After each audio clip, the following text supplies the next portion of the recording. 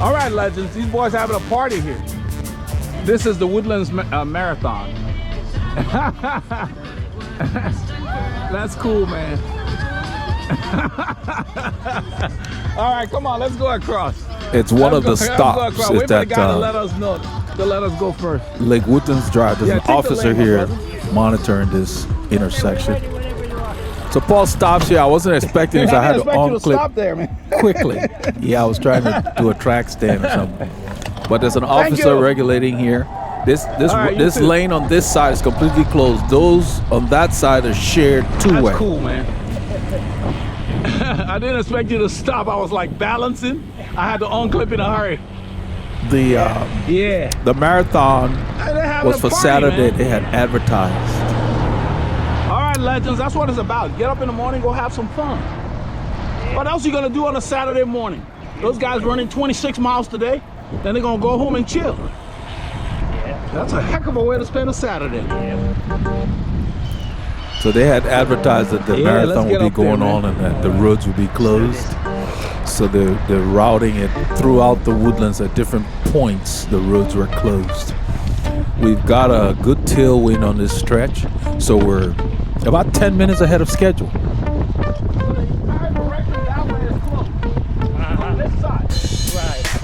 So what I was explaining to Paul is that they closed, it's a boulevard that we just crossed back there. They closed the south side of it for the marathon completely. And so they took the north side lanes and split them into two-way. But you still have to be held at certain intersections because the runners have priority. So they have different things going on in the Woodlands throughout the year. They have the Ironman. They have an Ironman event that comes through here sometimes too.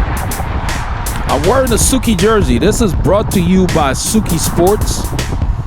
We want to thank them for the support of the channel. If you're looking for reasonably priced, high quality cycling gear, check out Souke Sports. Use Veloharmony as the code and you will get a huge discount.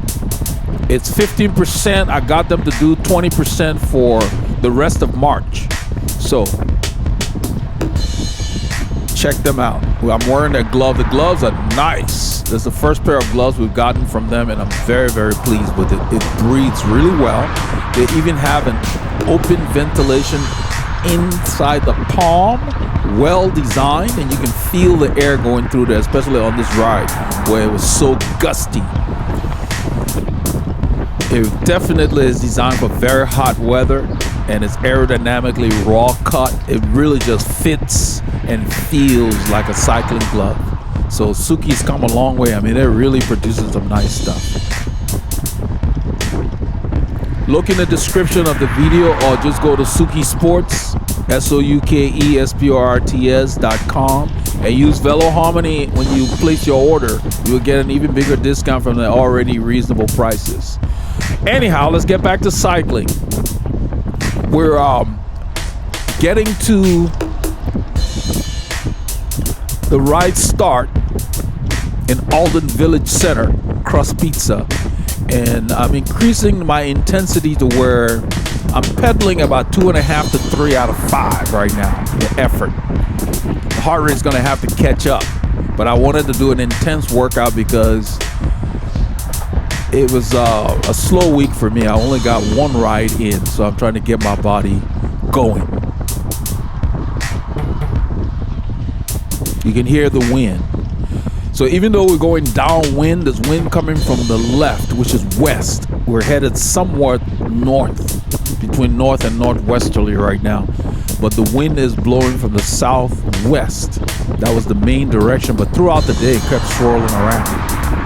As I do this commentary, the temperature has dropped about 6 Celsius degrees wise versus the day before. We were like 28 C, and now today will be like 21 Celsius, which is like 70. So from 80 to 70 degrees Fahrenheit in less than 24 hours. Another front has come in and brought some rain. But that's the way the weather is around here. So that's why I'm very particular about how I dress. The weather is inconsistent, and I give it a lot of respect.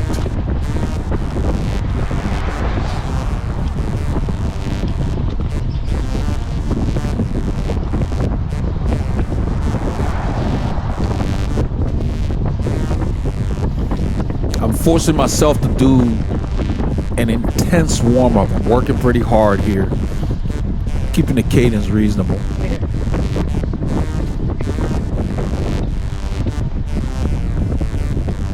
So we're wrapping up our venture on Cochran's Crossing. We're going to turn left here, and at the next intersection of Kirkendall, there is a ride control area for the run, for the marathon. The run control area. The main intersections are controlled and marshaled to give the runners the right of way. And this is one of them, because this 26 miles is looped throughout the woodlands.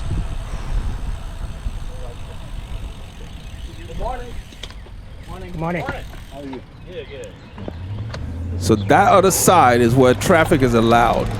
And I'm not sure, I guess they probably just have it monitored as far as at this intersection. I don't think they closed anything. On this ride, Paul and I left Northampton. It was a warm, muggy day. It started out like around 18 Celsius and it just got warmer throughout the day. Very humid. We picked up Team RR, fast pace all the way down Fishcreek. We filmed all the way to 105 there. We left the group, went east, did a couple of climbs, our favorite area there. Went on the San Jacinto River Authority Road. Then we turned on the camera when we approached the lake. The entire expanse of the lake there, we filmed that. It was very windy. The wind was coming out of the southwest and it just seemed to be blowing all over the place.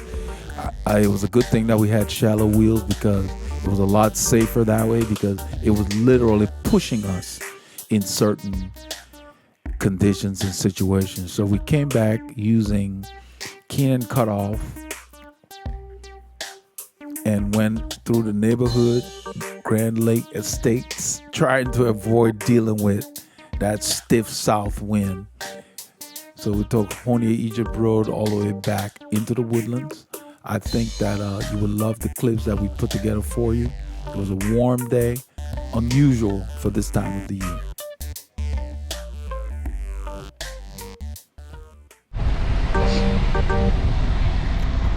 We rolled out of the Crust Pizza lot and we turned on Research Forest. Some of the guys are lagging behind.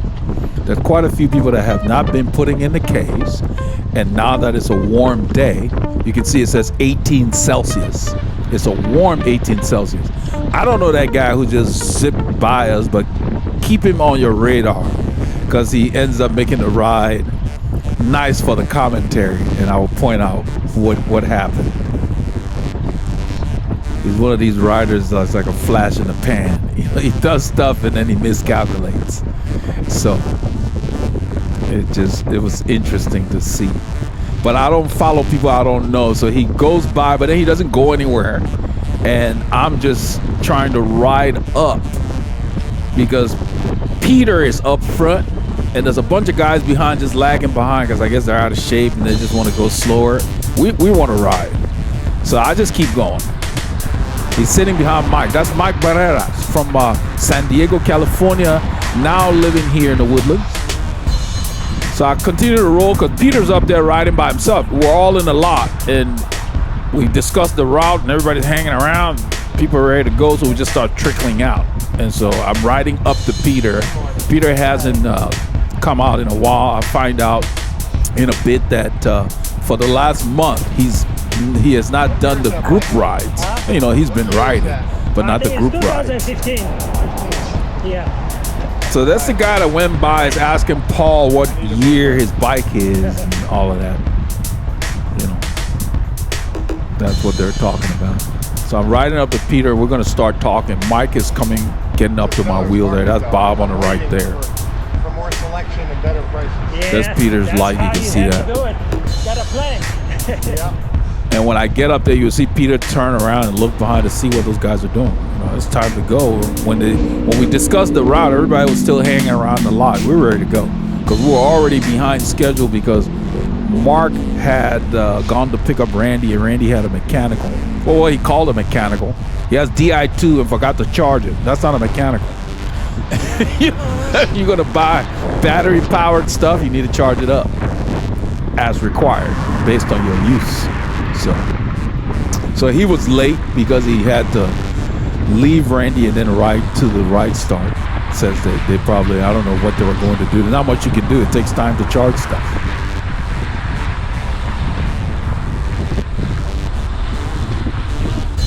So yeah, that's what, yeah, so Peter's looking back to see what they're doing back there. In a little while, Paulie Longo will flip the camera around, you will see the gaps.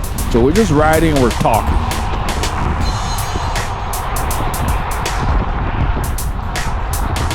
So this guy who in the frame right now is the one that just zoomed by and sat behind Mike. And what I want to talk about is that for some reason, I don't know him. It's the first time we've ridden here with him. When you go to a ride and you don't know who's there, take the time to find out who's there before you start doing stuff, because he makes some moves on Fishcreek, which you will see. And then once he gets dropped at the regroupment, he feels the need to give the group an explanation. If you get dropped in a ride, you owe the group no explanation, because that's kind of a BS meter warning when you start making up stuff, because you will see what transpired. The group does not care why you got dropped. If you have a mate and the two of you want to talk about what happened, fine. You don't owe the group, the entire group, like an announcement, like you're the town crier. Nobody cares. The only person that cares when you get dropped is you. As long as you know why you got dropped, that's all that matters. Period. Because getting dropped is not a big deal if you know why. If you chose to let the group go, or you're backing, or whatever your reason, if you understand it, and the reason that's important to you is that affects how you're going to approach the rest of your training or the rest of your ride or whatever your goals are. So getting dropped is not a problem as long as you know why. You don't need to explain to the group. If your mate asks you or somebody you close to asks you that, you can tell them why, but the group does not care. It does not help the group in any way for you to announce why you got dropped. Nobody cares. You know, so I'm not going to let the cat out of the bag too much, because it was very interesting to see, because that was one of the things that we were taught early on when I got exposed to cycling, is that watch out for the people who are doing too much talking, because there's a lot of showboating going on, and the BS meter goes off the charts because the story does not hold water, and you'll see why. So Peter turns, I ride up to his wheel here. We're just kind of rolling along. We had been talking on research back there, and then that's when he told me, yeah, the weather's been wet, cold and wet, and he didn't want to deal with it. And so he had not come to the group rides. Mo is out of town this weekend. He's doing a race in Austin. It's like a stage race, like I think it's a 2-day event. And he had posted on Strava that he was 5th place in the first event. It's a very hilly course in Austin. Lago Vista is the specific part of it, the Austin area. And so he was not riding today. So Peter came and joined us. In this direction, the wind is blowing from the south behind us, but it's also coming from the left, which is west, as we head north here. We're heading towards 1488. Getting out of town, getting to the open road. You see how the guys are spread out all over the place. There were quite a few riders that had not been training consistently, and you know, that's fine. They'll just have to form their own group.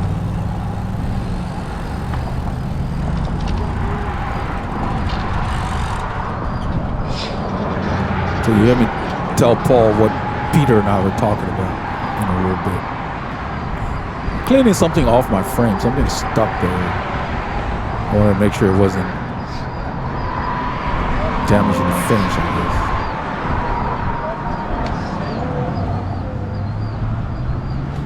It should last a little longer, but not as nice and mild. Yeah. I told Paul that the camera should last, the battery should last longer, because the mild day. The cold weather harder on the battery. He hasn't been on a ride since January. Yeah, that's Peter. Thumbs up, because I said Peter hadn't been on a group ride since January. You know, he's been riding, just solo, probably going out later and not getting out early. You know, if some people have that flexibility where they can go out later in the day. He just hadn't been doing the group rides. Last week was 35 and wind. That's Austin doing a track stand. Look at this guy. That's awesome. Paul said, look at this guy. I call him the track man.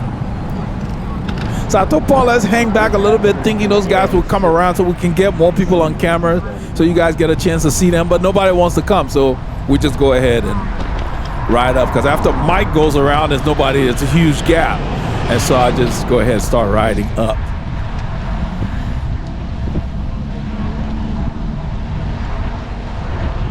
It's early in the ride. We're rolling out. I'm not going to overexert myself. You want to do everything steadily as much as possible. Don't waste. Don't burn too many matches. Save them until you need them. So I'm just casually rolling whatever gear I'm in.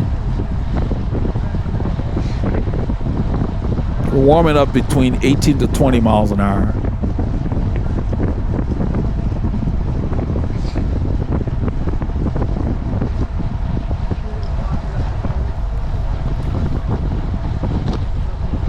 Whenever you get with the group, people can announce, oh, we're going to do easy ride, whatever. Don't fall for that. It's always going to change.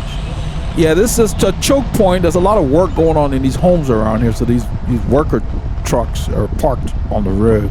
So I wanted to make sure that driver waited for us, which he did, which was nice. In a little bit, we're going to come to a four-way stop sign. I am going to stop. And once I put my foot down, Paulie Longa is behind me. We get there first. So he just rolls. Since I've already stopped, and you hear him say, come on, we got here first. Because the driver coming from the left got there later. And basically, he ends up stopping. So right here, somebody says slowing, then they say stopping because you see the car coming. Let's go. And so once I put my foot down, Paul said, let's go. We got here first.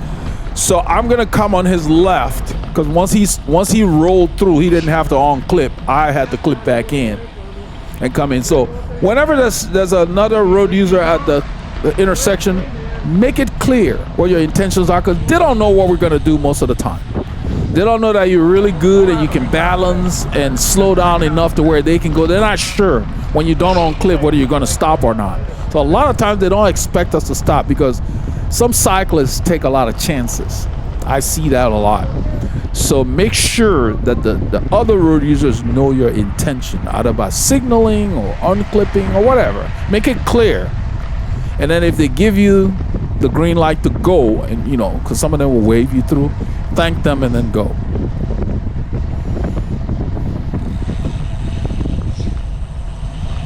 So that's Jonathan in front of me. They had just come by. I think James is there, and that's John on the left in the red. So Peter and them are right in front. They have already turned left. And as we turn, we'll see them slowing down for the traffic at Fishcreek Blvd. This is the FM 2978, aka Fishcreek Thoroughfare, Sandera Boulevard, Honia, Egypt, you name it. In different sections, they have different names. This part is called Honia, Egypt. Once we go through that light, it becomes Sandera. So they're waiting for the traffic.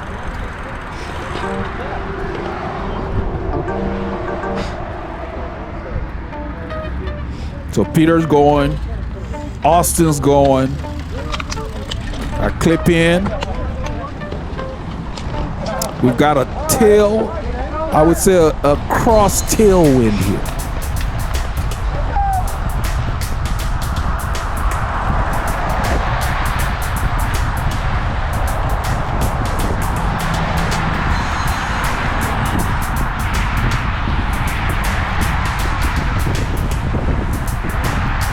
I stay on the road because I have more visibility. You know, it's cleaner. There's enough of us. I'm just going to use the road right there. I don't like that little shoulder. I ride there. When I'm riding on this road solo, that's where I ride. Where you see Jonathan, that's where I ride for the most part. It's clean enough. But we got enough of a group of riders here to where I'm just going to stay on the left because I want to see what's going on up there. We're just kind of getting rolling. It's not very hard yet. I'm about in the tempo zone for me. I just find a gear and I'm rolling and I'm keeping my eye up front. So I'm not drafting perfectly by any chance, because ideally I would be on the right of Jonathan, since the wind is coming from the left and from behind us. So I'm catching the crosswind here, but it's not as heavy as the one that's pushing us down the road. So it's a good trade-off. You can see I'm already at sweet spot. So yeah, I could ride more efficiently, but right now I'm just trying to make sure that I watch what's going on. It's early in the ride. Let's see how people are riding. And then we have a guy, the guy up there that passed me and I was talking about in the green jersey. He has a time trial clip-on bar. I guess it's a time trial bike he's riding. And from time to time, I noticed that he would get on the bars in the line. I don't like that. I don't like to follow people who are on the bars. I don't know him that well. This is not my group. So I really didn't say anything to him. He didn't do it that much, but you know, it doesn't take but one incident. You know, you have no control when you're on those bars. And I noticed it once when we get down the hill. He was on the bars and we're going really fast. And I don't like to follow people that are on their TT bars behind other riders, because the reaction time is slower. By the time you take your hand off the TT bars to gain control on your steering, you know, you may already be on the pavement.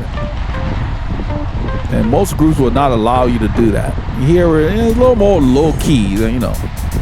He didn't do it too long, and it was just one time I noticed it, and after that I didn't see him do it unless when he was at the front pulling. That's okay when you're at the front. But don't get on your TT bars in the pace line, please. That's not safe.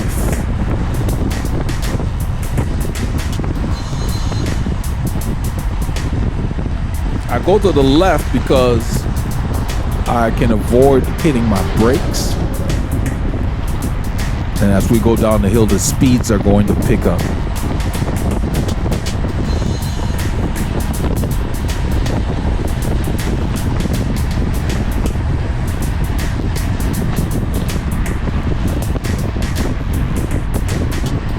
And everything I'm doing, I have my eye on my mirror, and I'm making sure this lane is clear, that we don't have anybody else encroaching in our lane.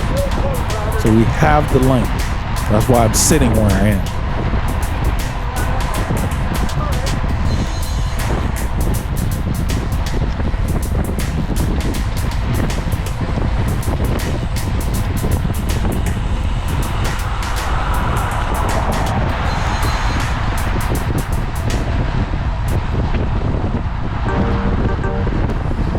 So there's a strong southwesterly flow, but you can still hear the wind generated from our speed that we're moving at, and also from that westerly flow of the wind. So it was never perfect. And this road, because it's a ninja grade per se, and it's got up to 3.5% bumps, you're never really encountering what I call free speed. You got to work for it. The light changed as we got closer. It actually changed twice. At first it was red. Long before we got to it, it went green, and it was a short light. Hey Mike, how you doing? Good morning, Mark. That's Mark going up to say hi to Peter. He should have saved that energy to sit in the draft. Because as soon as this light changed, that's the last time we saw Mark. Mark said he was coming out to clear out the cobwebs. That was his post. We have green. And right here, you want to stay focused and get up there. You see, I'm getting up there right now. I'm not messing around because this road is a drag. If you fall too far behind, you got to work to get in there.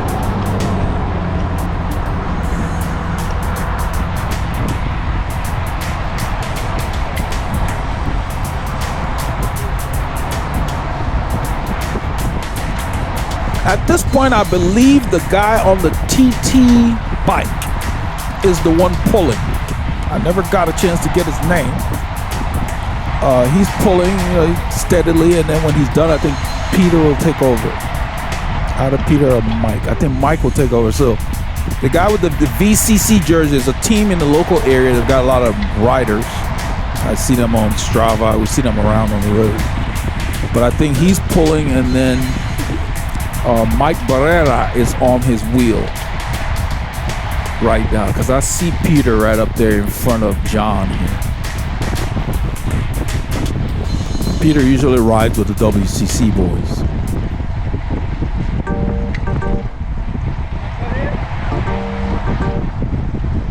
So there are different kinds of riding. If you want to ride at a high intensity, you have to structure your training accordingly and do high intensity work at the appropriate time so you're ready to adapt, so your body can adapt to that. If you only do long endurance rides, it's a different kind of riding. And you may have challenges when somebody changes the pace too much. It doesn't mean that endurance riding is a bad thing. I mean, it gives you a great base, but it does not necessarily prepare you for the hardest efforts.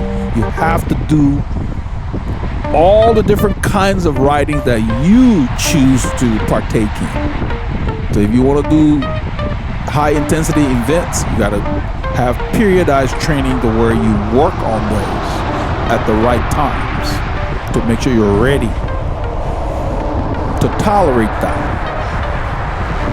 So don't worry about the people who talk about how many miles they're doing. Doesn't mean anything. It's how you do them that matters for whatever event, whatever kind of cycling you're into.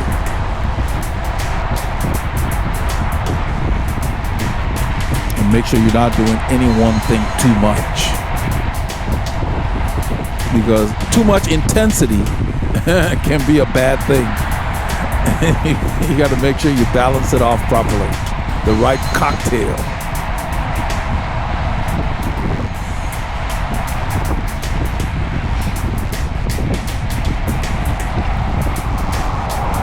I started to get hot. You know, this is a very warm day versus what we've been encountering. You know, we've been like 3 Celsius, -2 Celsius, all that kind of stuff. This is 18. So that's like what, 67, 68 Fahrenheit. And it's a warm 67, 68. It's muggy.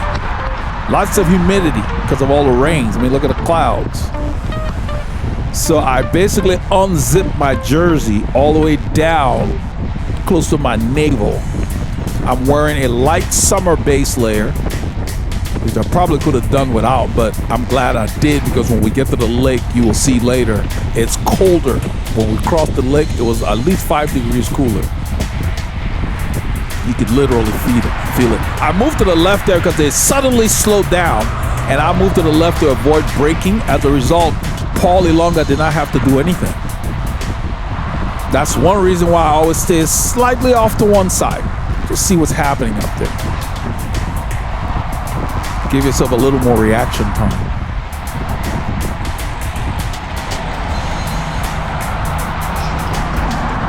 So that's the guy with the VCC team jersey on. He pulls off down the TT bike I was talking about. And then Mike Barrera is pulling now. And you can see the pace continues. The group did not back off. We're doing 44 kilometers an hour. It's about 27 miles an hour. And sustainable.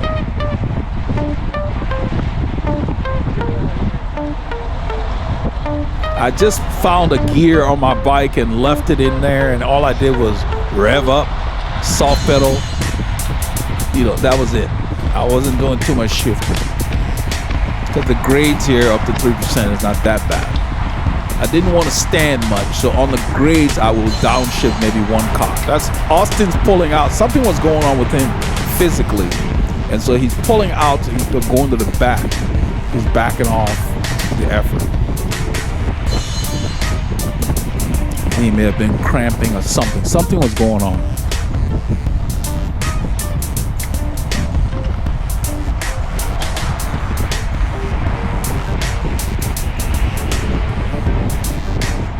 So now my heart rate gets to 173. I think that's where I unzipped even more. I just unzipped my jersey to let my body feel right. I wasn't worried about my heart rate. Let it do what it needs to do to accommodate the effort. But when you go from very cold temperatures to very warm temperatures, your heart rate will vary. That's another reason why it's a challenge to train to only heart rate. You've got to make sure you're accommodating high humidity levels and so forth. Because even Paulie Lunga says his heart rate got to like 183 or something obscenely high like that. That's when he decided to let us go and he held his own pace. You'll see that in a little while. And he continued to film the whole time.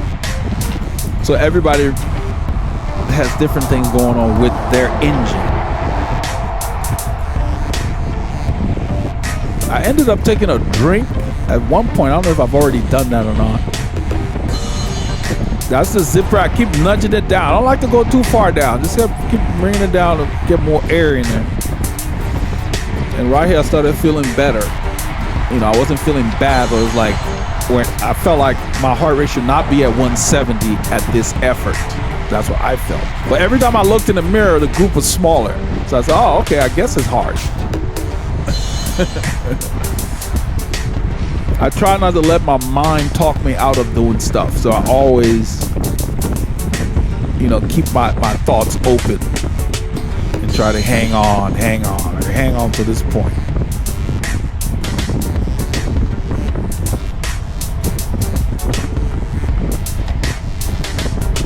Having the shifter on the brake lever shifter, this ergo power thing, is so much more convenient than back in the day when we had down tube shifters. Because I don't even have to move my hand, I use my fingers. It's nice. The late great Laurent Fignon put it properly when they were newly introduced and somebody asked him, how you like the new shifters? And he said, they're more convenient. He didn't say they're faster or whatever. He said they're more convenient. And that really explains it. That sums it up. It was a smart change, unlike some of the stuff they're doing nowadays. It was, in my opinion, it was the right thing to do. It's a nice innovation. Road goes up, and I stay in the same gear and just keep my cadence. My goal was not to over rev. I'm gonna blow my nose. Paul's telling, what's his name? James had been sitting on Paul's hip. Paul said James was on his right side. Well, James was drafting because of the tailwind. I mean, the cross tailwind. So James was on his right hip. So he thought I want to blow my nose. So James had to back off. But that's what you have to do. You can see how close I am. I'm not expending any unnecessary energy because I'm expecting at some point to take a pull. So I'm trying to make sure I stay as close as possible. Now, this is where this guy is going to make the move right here. Watch this. And I don't know what his goal was, but this is why you have to be careful. You have to calculate properly. I see him going, I don't react because I don't know him. I don't know his capabilities to sustain stuff. But it didn't take long before he hit what Mo calls the Chinese wall. So Mike was pulling. Peter goes around Mike, and the line just kind of moves out there. Mike is going to jump in front of Paul because he sees a large gap there, so he just filled it. That's what you have to do because now he's saving energy. He's in my draft. Look what happened. He made that move. All of a sudden, he acted like he hit a wall. And this is the wrong place to do that because the overpass is right here. He knows this place. He rides out here. And we don't back off. So just watch.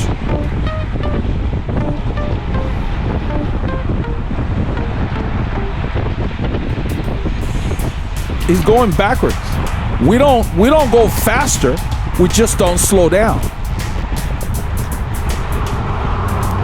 34K, and this thing goes up to what, 3%, let's say, or 3.5. We're just riding at 21, 22 miles an hour up the 3% climb, and he went backwards.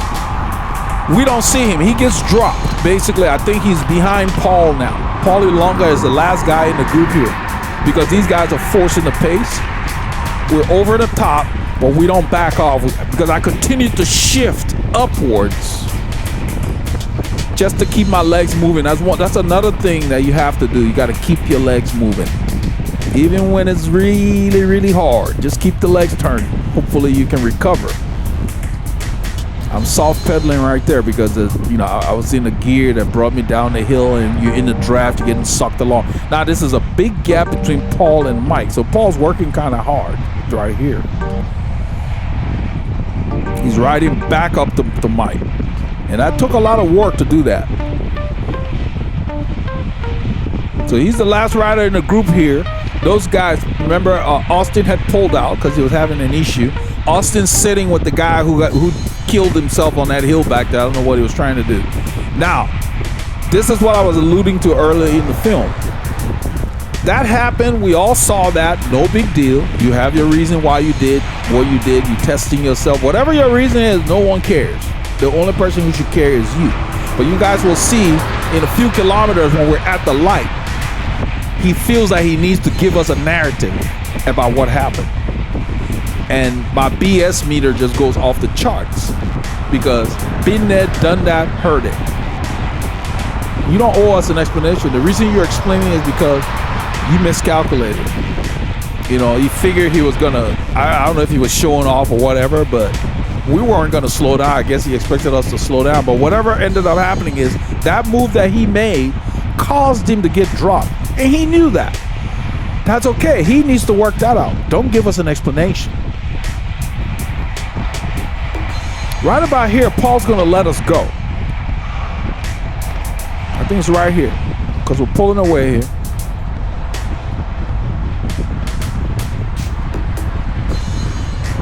The James goes around Paul, and that's Jonathan. They ride up. And Paul just continues to hold an effort that he's comfortable with at this point.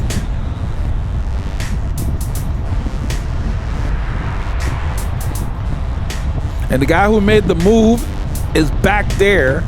And I believe that later on, we even heard during the explanation that Austin pulled for a little while. So the two of them are riding together. They're going to come up on Paul.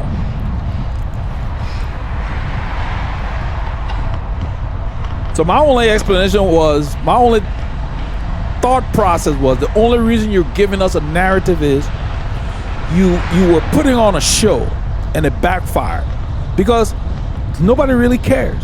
If you're testing yourself and you make a move and it doesn't work, that's okay. Because then the next time you will know how hard or how much further you can go or what your capabilities are. So yeah, you miscalculated, you got dropped. You don't owe us an explanation.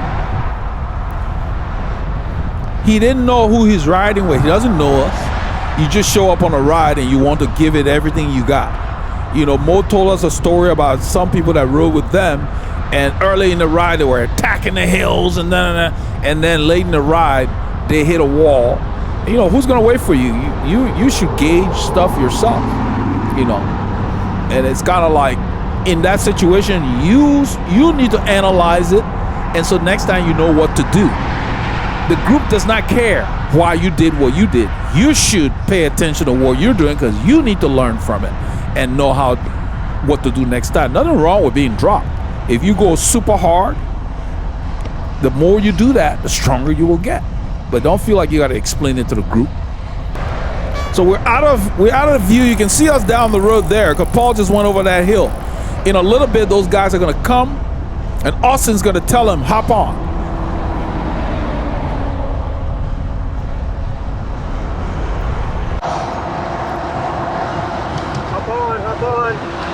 That's Austin telling Paul to hop on, and that's the guy who made the move back there. And so Paul just sits in the draft here.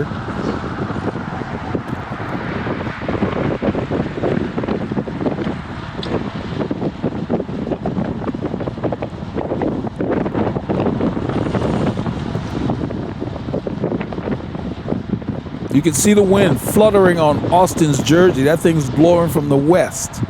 We're already at the light. If you see my RPM is 0, my watts is 0, we're standing there. I spun around to look for Paul and I saw them. I initially spun around, I saw them. And then I just stayed on the left side. This is where I'm gonna ask Paul if he wants to go east because they're just going to Taco Corner. We want to do a lot more. I didn't do anything.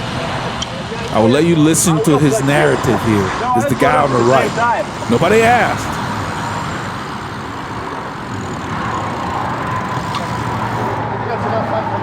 right back. I gotta save my legs for tomorrow a little bit. It's tomorrow. I gotta go for a long run in the woods. Trail run. Beautiful. Is I'm asking Paul if he wants to go east. go west, young man. You're supposed to go that way. Where? 15%. Yeah. We can. Yeah, let's do that. You guys are breaking off? Yeah, we're gonna go that way. See y'all. You see how my jersey zipped down? That kept me nice and cool. Safe ride. All right. So we're going east to do more hills, but what I wanted to point out was you saw he felt the need to explain, and somebody asked, do you have a race? Because the reason for saving your legs would be a race. But if you did have a race, why were you riding like you were riding if you were trying to save your legs? So the story didn't jive. Hey, legends, we're live. Yeah, probably, my brother. Paul was saying that a lot of doors, the garage doors were dents in them. They back up too much, probably not paying attention. So we're cutting through a neighborhood here. We're near the lake. We're gonna get some clips for you guys. They're probably backing up, my brother, and they're not paying attention. They're multitasking. Yeah, I guess so. Yeah. Those doors are not that tough. Yeah. Look at that's another one. It could be, you know, sometimes something's in the way. You know, they have that safety. Yeah, the garage doors on a few of these houses just have all kinds of dents in them. And you know, Paul doesn't miss much. That's why I call him the Terminator. He sees everything. Yeah. But it looks like they're hitting it while the door is closed.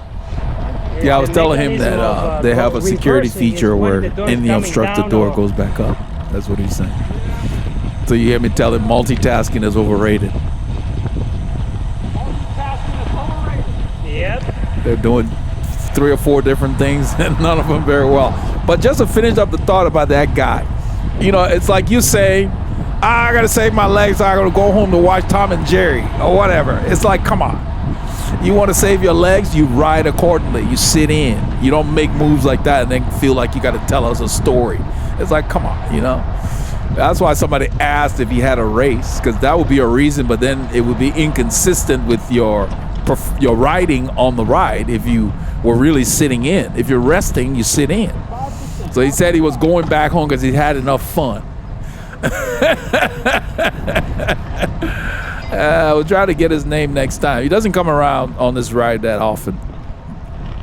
But it was just funny. I just kind of laughed.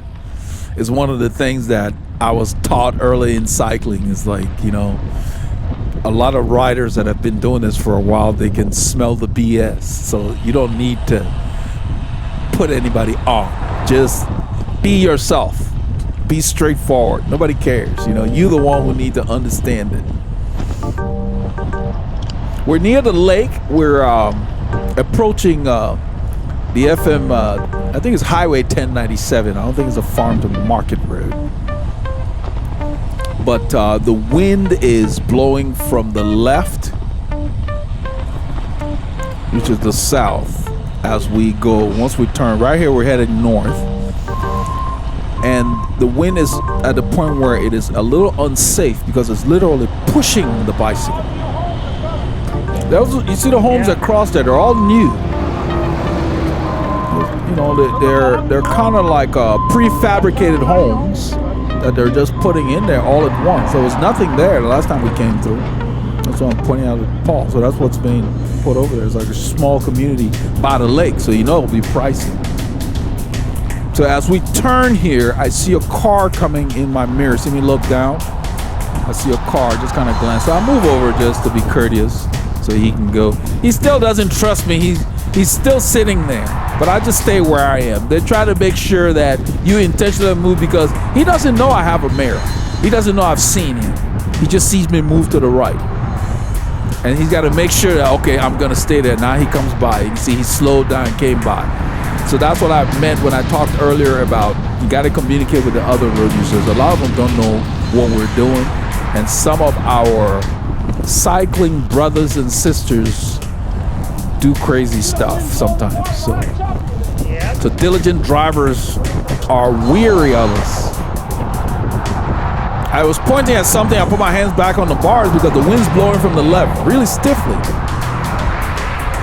There's a lot of crap on this road. Then they bring these concrete, see, these are new, those concrete blocks. When they're doing construction, a lot of times they'll put that there. And so now I got to use the main lane because they put them on the shoulder. And, you know, the other road users understand. But you don't want to ride right by that thing. I don't like that. So you see where I am. I'm riding where the right tire usually is. That's what I'm telling Paul. They got this crap for like a mile. I'm telling this driver to go. He's been hanging back there. He's the only one. And I find out why, because he's turning right on Long Street here. This is a road we had used once before to come from Willis.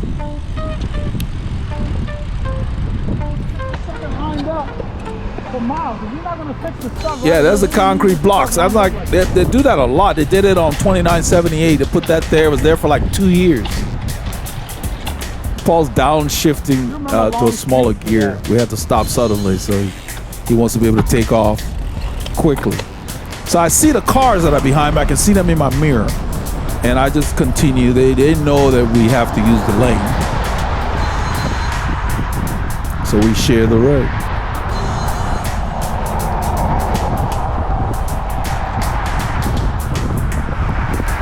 I keep my eye on the traffic behind me. That's why I love having that mirror. See what they're doing.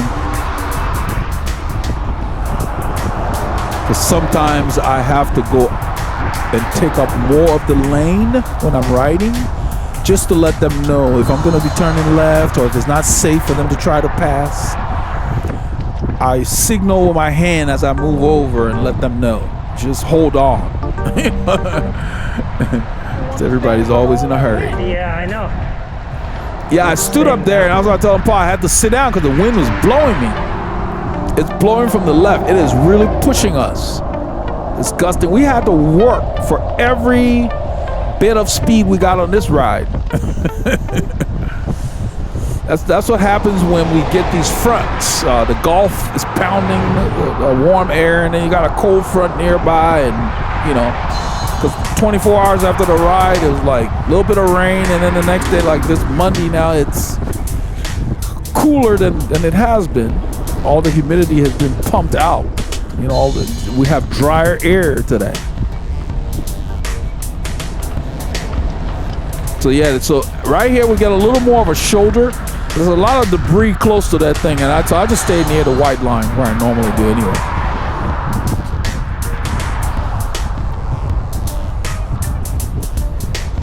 They usually do that when they're going to improve the pavement. They're going to do some construction.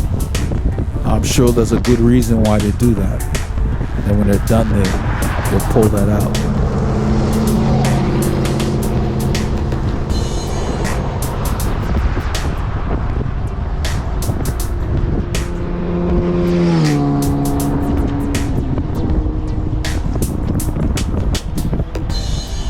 So we're getting closer to the largest crossing of the lake here, Lake Conroe.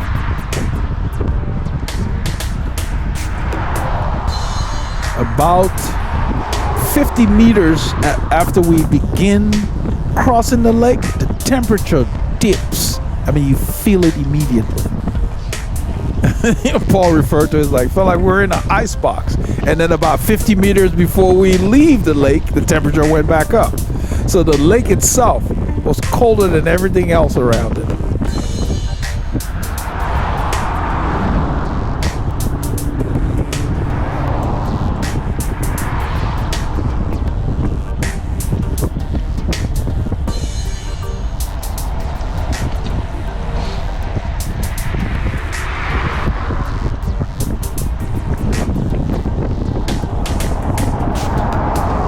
So the stiffest wind is coming from the left.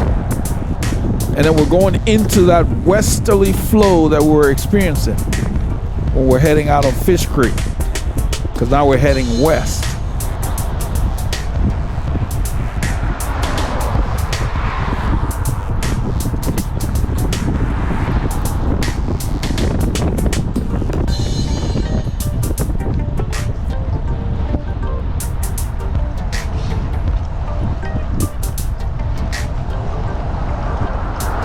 All of the fishermen and fisherwomen are on the right side today because the wind's blowing from the left and the water's real choppy on that side.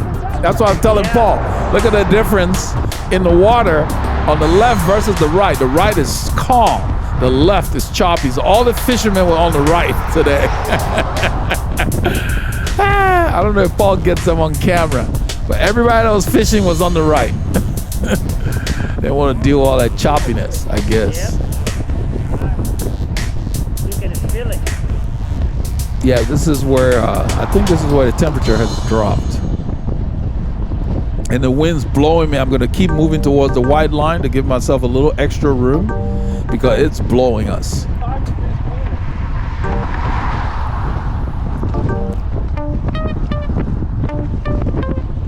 It's like when we enter a fridge. Yep. Yeah, it got cold.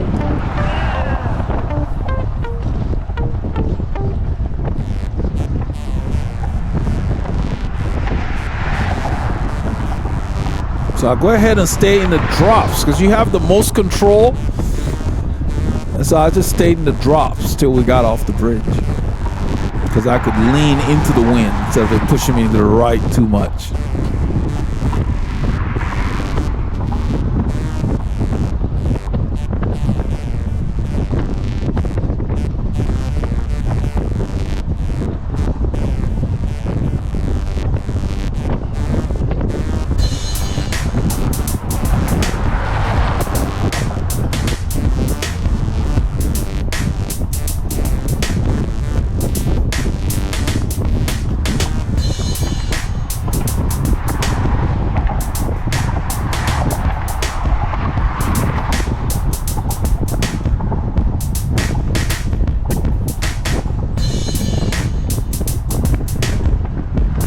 As I watch these clips, it's just, I can remember what it felt like going through this thing.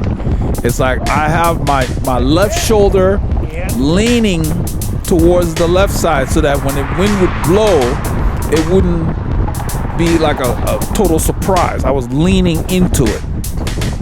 And I stayed as close as I could to the white line. Paul decided to drive closer here. That thing is blowing.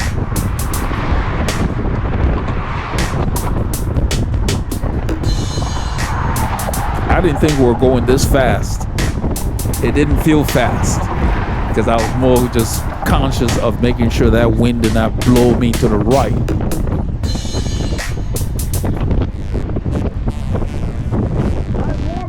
Yeah. Wow. Now it got warmer right here. You can feel the difference as we're about to finish crossing the lake.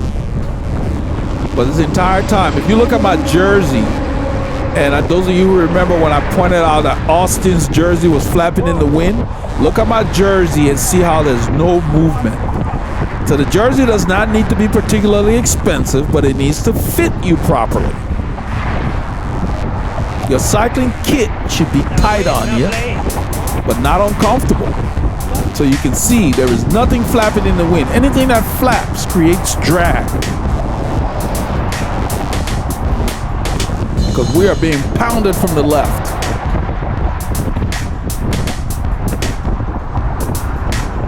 There was some debris there, some stick somebody threw down there.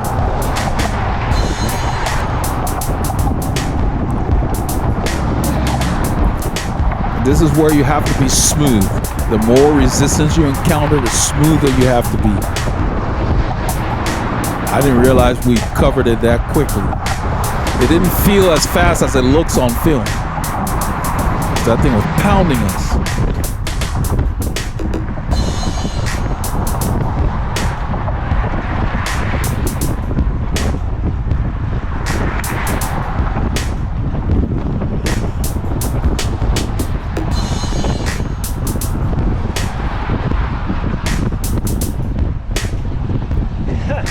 Are you kidding me?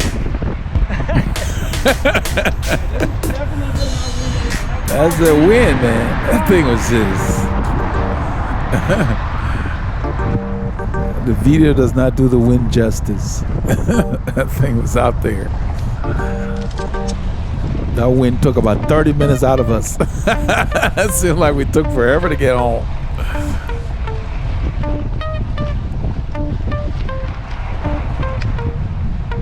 If you look at my feet, the harder it get, the more fluid I become. Use all the muscles in your legs, front and back. That allows you to do it longer with less fatigue. Use the big muscles in the back of your legs.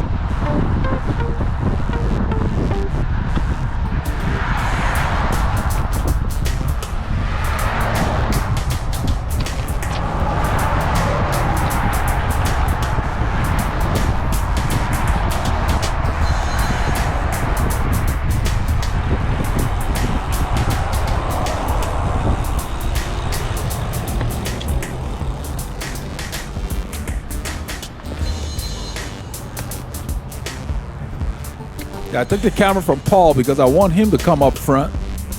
Right. This light is usually short, so I told him to go ahead.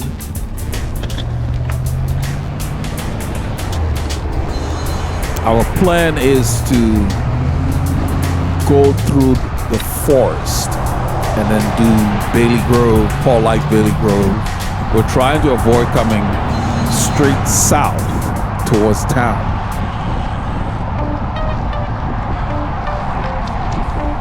It was a warm day. It says 20 C, but it felt warmer, but just really, really breezy with wind gusts exceeding what it said 15 knots. So, you know, we're talking about 10 mile an hour wind, wind. It was just pounding us 10 or more because it was like enough to push you. You couldn't take your hands off the bars unless you were in the proper Is that the direction. lightweight Blvd or the regular Blvd? That the regular Blvd? That's why your heart rate went up, my brother.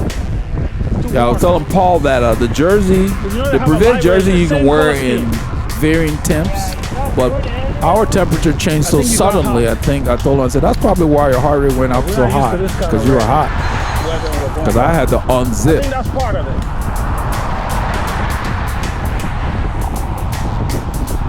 I unzipped and I stayed really, really close in the draft.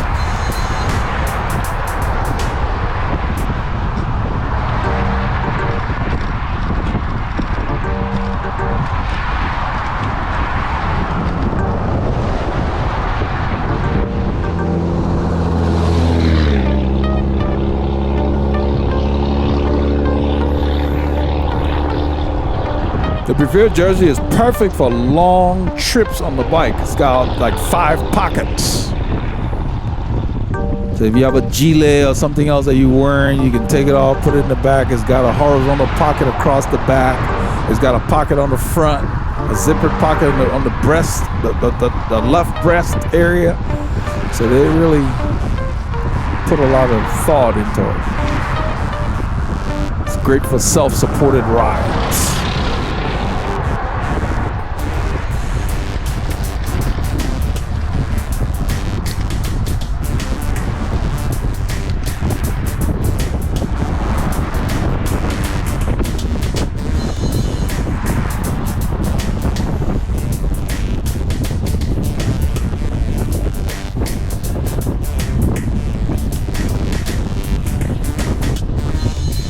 Once you see those clouds like that, that lets you know temperature's warm, a lot of humidity.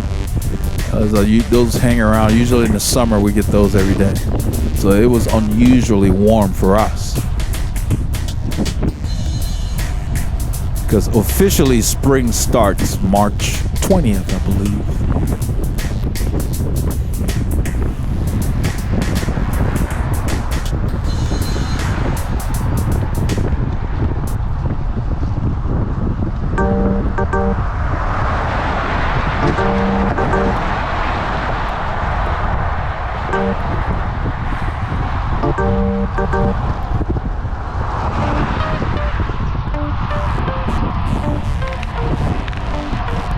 So we increased our intensity on this ride, but with the wind, we weren't traveling as quickly all the time, but the effort was up.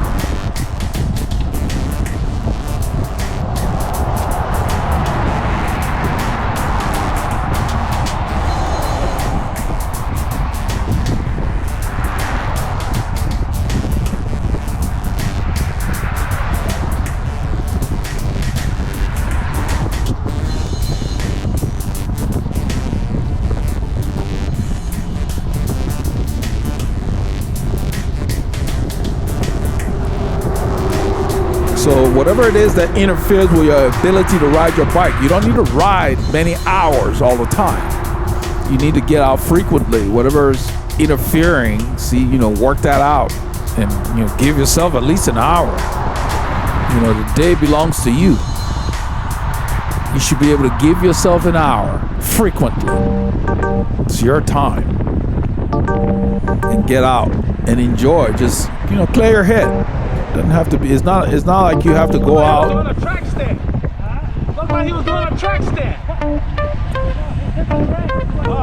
There was a rider across the way. Looked like he was going slowly. I thought he was doing a track stand. Paul said no, he was taking a break.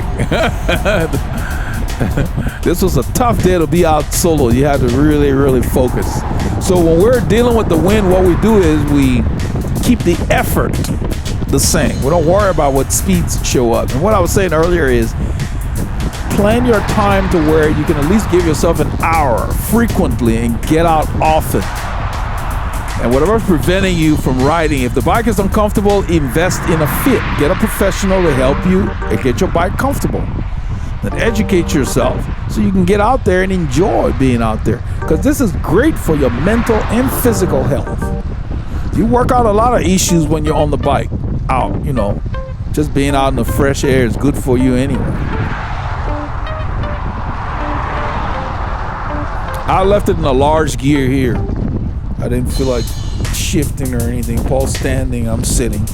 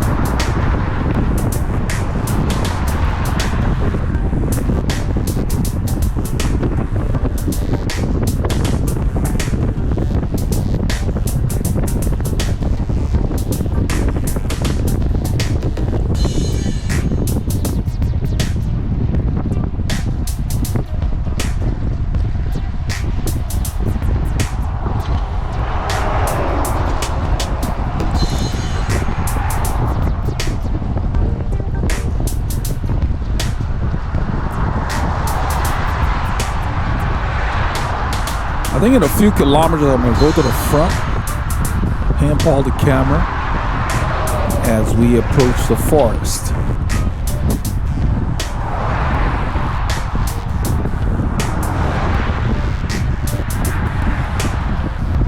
I always wait for the traffic to lighten so I can use the main lane and have him stay where he is. I think it's somewhere around here. So I check for traffic. It lightens up, so I move to the left, hand him the camera, and take the lead. The wind continues to pound us from the left. I think it's in our face too. It seems to be everywhere today.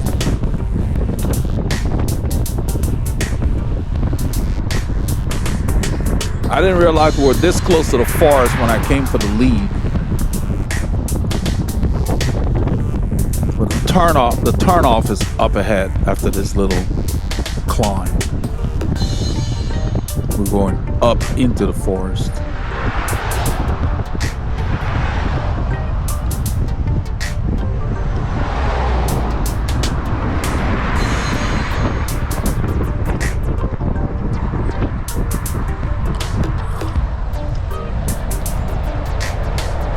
So I don't know what you did this weekend, but this is part of what we did on Saturday. Remember, get your K's in and keep those doctors far.